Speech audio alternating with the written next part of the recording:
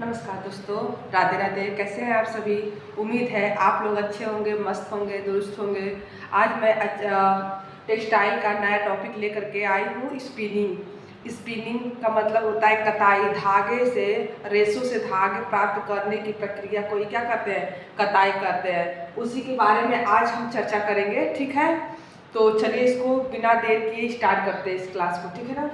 देखिए, स्पिनिंग यानी कताई, परिभाषा क्या है? इसकी परिभाषा के तौर पे हम लोग देखें तो यही है कि रेशों से धागा बनाने की जो प्रक्रिया होती है उसे क्या कहते हैं? स्पिनिंग कहते हैं। रेशों से धागा बनाने की प्रक्रिया को क्या कहते हैं? स्पिनिंग यानी कताई कहते हैं। अब इसमें कुछ तथ्य आते हैं, जैसे तकली हो गया, फिर से चरखा हो गया। अब तकली और चरखा होता क्या है इसके बारे में देखिए। तकली, इसको इंग्लिश में बोलते हैं स्पाइडल। तकली को इंग्लिश में बोलते हैं स्पाइडल। आगे देखिए, हाथ से चलने वाली तकली। जो हाथ से चलने वाली तकली होती है, धागा निर्माण का पहला यंत्र है। वह क्या है? धागा निर्माण का पहला यंत्र है। साथ ही सबसे सरल माध्यम है जिससे आज भी ऊन, रेशम और कपास के धागे बनाए जाते हैं। ठीक है, आगे देखिए, फिर से एक बार देख लेते हैं। हाथ से चलने वाली तकली धागा निर्माण की क्या है? पहला यंत्र है। साथ ही सबसे सरल माध्यम है जिससे आज भी रेशम, ऊन और कपास के धागे बनाए जाते हैं। चरखा ये सबसे पुराना है। जब देखते हो तो लोग महात्मा गांधी जी भी चरखा हमेशा चलाते हुए मिलते रहते हैं। वही हस्तकला के क्षेत्र में चरखे का प्रयोग भी बहुत महत्वपूर्ण है। आज भी उसका महत्व है। आज भी उसका क्या है? महत्व है। ढाका का प्रसिद्ध मलमल का धागा, जो मलमल का धागा होता है वो कश्मीर की पश्मीना जो जिस धागे से बनती है, उस धागे का निर्माण आज भी किसमें होता है? चरखे पे ही होता है। ठीक है, अगर मान लीजिए क्वेश्चन आ गया कि धागे के मलमल का जो धागा होता है वो आज भी तैयार किया जाता है, किससे? तो क्या होगा? चरखे से। वैसे ही फिर से एक बार देखिए, और भी इससे आगे भी है तो धागा निर्माण की विभिन्न अवस्थाएं हैं, जो कॉर्डिंग हो गया, कॉम्बिंग हो गया, ड्राइंग आउट हो गया, रोविंग हो गया, तब उसके बाद स्पिनिंग होता है ना। ये हम लोग पढ़े थे ना। अब जैसे लिनन के ही चैप्टर में हम लोगों ने पढ़ा था। लिनन के धागे प्राप्त करने के, चाहे लिनन का जो फाइबर धागा रेशे तैयार करने के जो प्रोसेस होते हैं, प्रक्रियाएं होती है, तो हमने कल पढ़ा था। तो कल्टीवेशन वगैरह सब पढ़े थे ना कल। उसी के थ्रू अब इसमें जो है वो मेन उसमें से स्पिनिंग कताई का टॉपिक हम लोग लेकर आए हैं। तो इस कताई के बारे में हम लोग डिटेल में पढ़ रहे हैं। कताई में स्पाइडल हम लोग पढ़ लिए, फिर से स्पिनिंग व्हील पढ़ लिया।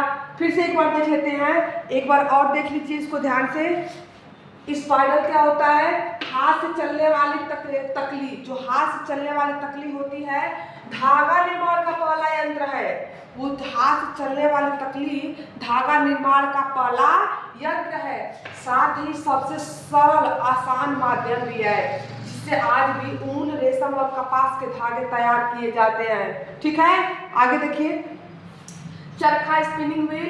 हस्तकला के क्षेत्र में चरखे का बहुत महत्वपूर्ण योगदान है। ढाका का जो प्रसिद्ध मलमल है, उसके धागे आज भी किसी चरखे के थ्रू ही तैयार किए जाते हैं। मैंने अब चलिए आगे इस प्रक्रिया को आगे बढ़ाते हुए देखते हैं कि धागा निर्माण की कौन कौन सी अवस्थाएं हैं। पहले आप लोग ओरली सुन लीजिए। होता है कॉर्डिंग, होता है कॉम्बिंग, होता है ड्राइंग आउट, होता है रोविंग, होता है, फिर आता है स्पिनिंग। ठीक है, तो पहले आप लोग इसका स्क्रीनशॉट लेना चाहेंगे तो ले लीजिए, फिर उसके बाद इस क्लास को आगे बढ़ाते हैं।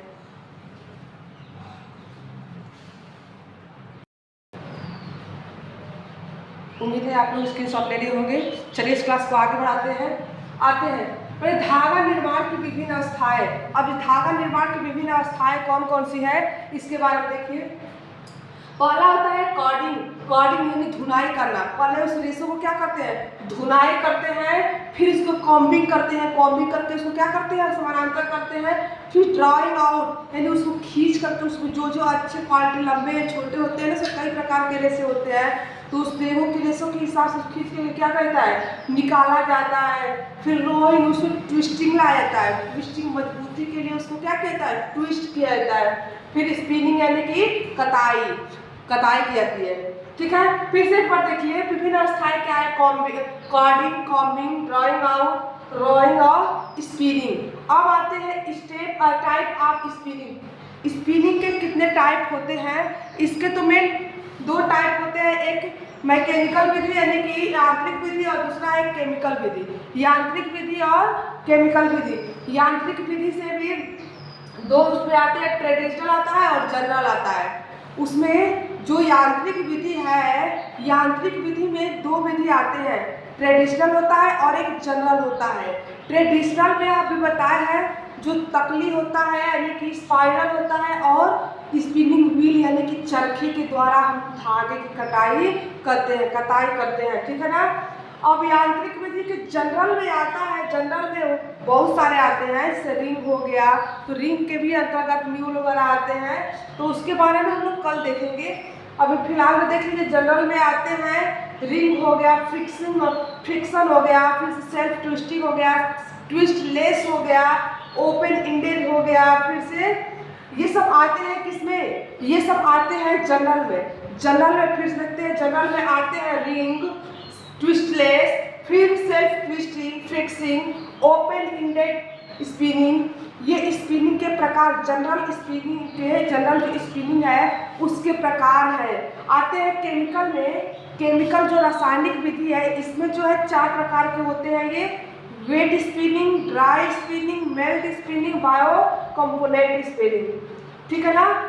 Wet spinning, dry spinning, melt spinning, bio component spinning. यानी इसके जो केमिकल के आधार पे होते हैं, इस केमिकल के आधार पे 4 प्रकार के स्पिनिंग यानी कताई होती है। फिर से एक बार देख लेते हैं कि टाइप ऑफ स्पिनिंग यानी स्पिनिंग के कितने भेद होते हैं। तो 2 आधार पर किया जाता है, एक होता है मैकेनिकल के आधार पे और दूसरा होता है केमिकल, अर्थात पहला होता है यांत्रिक विधि द्वारा, दूसरा होता है रासायनिक विधि द्वारा। यांत्रिक विधि द्वारा 2 होता है, एक ट्रेडिशनल होता है, एक होता है जनरल। ट्रेडिशनल में आते हैं 2, तकली हो गया और चरखे के द्वारा स्पिनिंग यानी धागे की कताई। और जनरल में आता है, जनरल में रिंग हो गया, ओपन इंडेड ट्विस्ट लेस हो गया, फिर से सेल्फ ट्विस्ट हो गया, फिक्सिंग हो गया, ओपन इंड स्पिनिंग हो गया, ठीक है ना। ये सब आते हैं किसमें, ये मैकेनिकल विधि द्वारा, यांत्रिक विधि द्वारा स्पिनिंग में आते हैं। अब केमिकल विधि द्वारा इसमें बताया है अभी कि 4 होते हैं। पहला हो गया है वेट यानी कि आर्द्र कताई, शुष्क कताई, ठीक है ना, और पिघली जो मेल्ट द्वारा होता है, और बायो कंपोनेंट विधि द्वारा स्पिनिंग होता है, ठीक है ना। अब आज के लिए तो सिर्फ इतना ही, फिर कल जो है इस टॉपिक को आगे बढ़ाते हुए, इस क्लास को आगे बढ़ाते हुए देखेंगे। फिलहाल में आज के लिए बस इतना ही। नमस्कार, राधे राधे।